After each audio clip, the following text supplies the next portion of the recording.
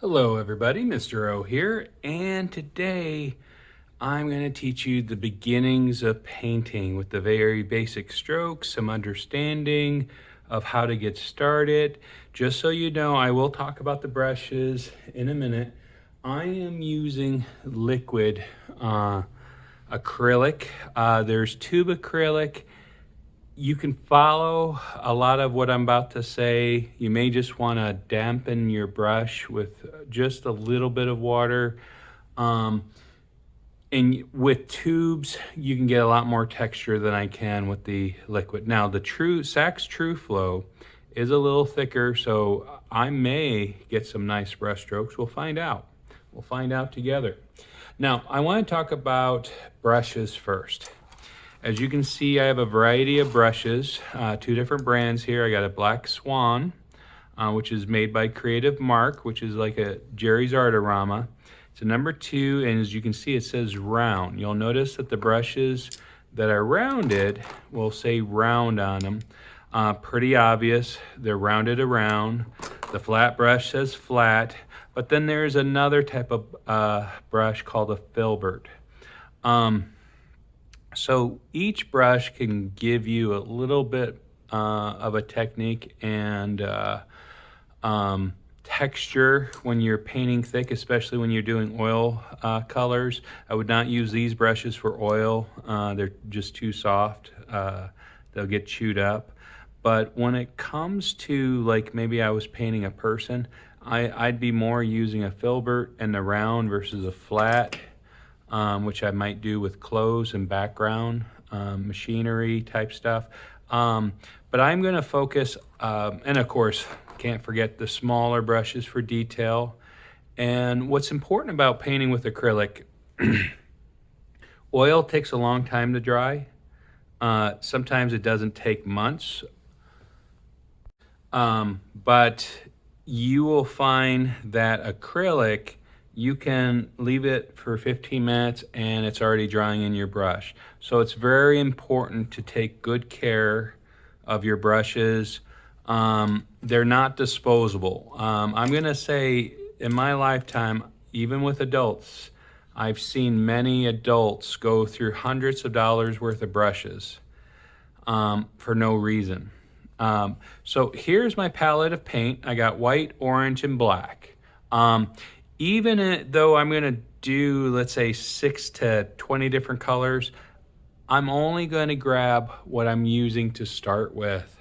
I'm not going to grab every color that I need because there's no point. And I have a paper towel around me so I can wipe the brush, and I have some water. Now, you know, if you're in a classroom, you might just keep going to the sink to clean something, but let's just go start with the basic flat brush, and I just want to show you the stroke.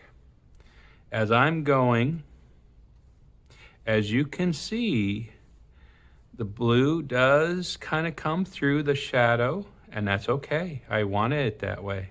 And as I paint over, notice how I switch the brush around, because as you're pushing paint through, just rotate your brush. And let me see if I can get a good reflection. You can see that the stroke is going one way. Now, if you feel like your orange is too transparent, which could be the case, you can put a second layer on before you do anything else. But let's just say I painted my whole background sky a nice orange. And you could wait till it dries. And before I do anything else, I'm going to take my own advice and just at least rinse it. I'll do a better cleaning at the end, but this way I don't have paint drying in the middle of my brush. I'm going to take a round, and with a flat, I usually paint one direction. This is house painting. Now, have I done this on large paintings? Absolutely. Sometimes big brushes, you get these nice, beautiful strokes. Smaller paintings, I'm more just one direction. Now, when I'm painting with a round brush, I'm more likely to paint in a circular motion. Even if I go with a stroke, notice that my stroke's a little bit different, not as big, but I like the round brushes for circular motions. Now, what I may want to do for blending, I might just want to get the brush wet a little bit. Now I want to get all the loose water because I'm not doing watercolor. And you can see that it changes how the ease of the blending a little bit more. And you see how this is orange and white. And if I want to create effect, and you can blend. Now I will tell you, if I want to darken a color, and this is why I got the black and the white. Watch this. So we're gonna go with orange into the white. That's not a lot of orange compared to the white. But look how easy it is to change white. Now I'm going to just take the orange now, and I'm going to go into the black. And I want to get my brush dried. I'm going to take the orange. That's about the same. And I have less black. But you notice it's not really changing the black. The darker color is dominant when you're mixing. So you need less of it. If I want to change my orange, I don't actually go with a black.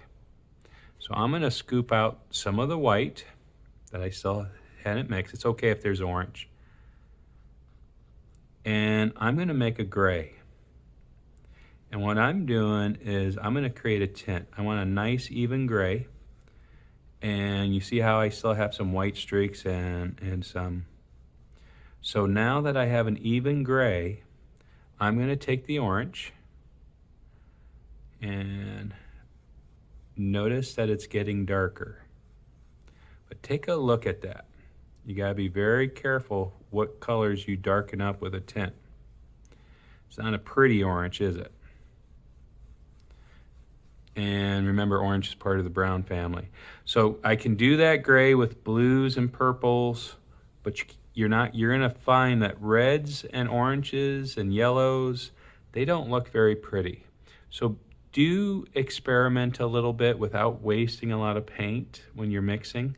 When I want to lighten up a color, I will use white. When I want to darken up a color, I use gray. Now, let's compare straight black, because I don't want to tell you something thinking you cannot absolutely do it. So here's my orange. And I'm going to get just a little bit of black. You can see it's definitely different, but I want you to just look, that little bit of black, as we know, it becomes dominant, but I consider that an ugly color. I will say that's a much uglier color. Black does dominate everything, so it doesn't give you a darker shade. It just makes things really dense and ugly. So be aware of that when you're painting. And then when you, let's show the Furbert.